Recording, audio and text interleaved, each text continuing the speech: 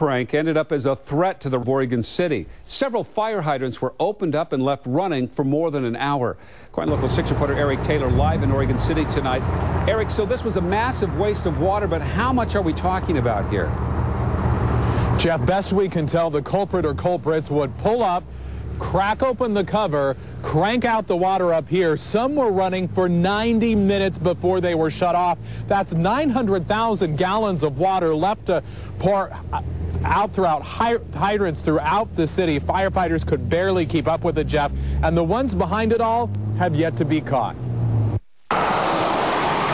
They sit quietly along our roads and highways, but open one up and get ready for the onslaught.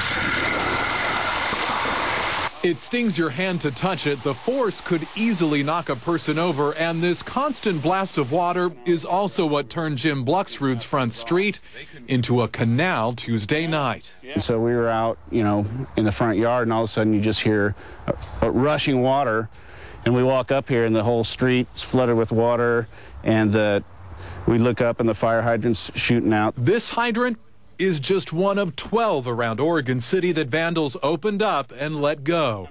Jim's just glad he was able to shut it off before the water got into his home. If that water would have gone down my driveway, it would have went right into my house and flooded the whole daylight basement that I have downstairs. Meanwhile, Steve McAdoo with Clackamas Fire was getting flooded with calls of open hydrants. He estimates 900,000 gallons of water just flowing down the street into the drain. That is enough water to fill an Olympic-sized pool 1.5 times. And if you used that much water, you could expect a $3,200 bill. Then there is the threat to safety, because firefighters shutting off hydrants are not available for emergencies, and it gets worse. And we had a commercial fire alarm that was going on at this exact time. If it would have turned out to be something, we certainly wouldn't have had the water pressure that we would have needed to fight this fire. And that can make the difference between life and death.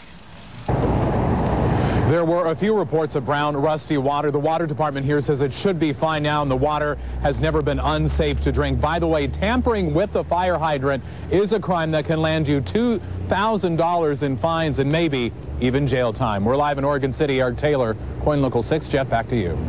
A high-speed chase ends with a